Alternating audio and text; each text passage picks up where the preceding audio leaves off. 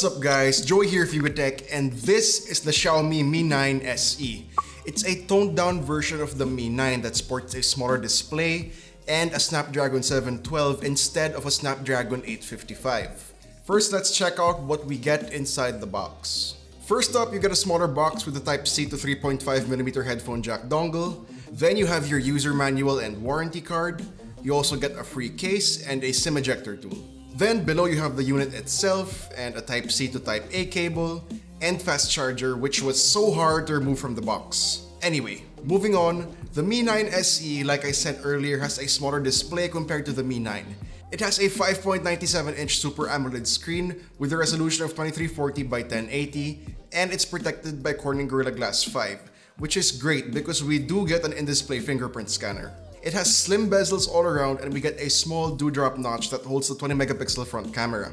On the left side is the SIM tray, which unfortunately doesn't accommodate expandable storage via microSD.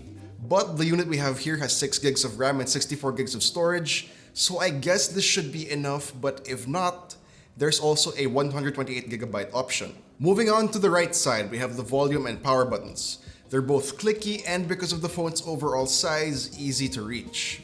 Up top, we actually get an IR blaster, which is pretty cool.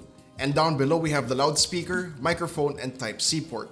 We get a glass panel at the back, giving a super premium high-end feeling when held. Here at the back, we get a triple camera setup comprised of a 48-megapixel main, 13-megapixel ultra-wide, and 8-megapixel telephoto. This setup offers a ton of flexibility. Check out some of our sample photos.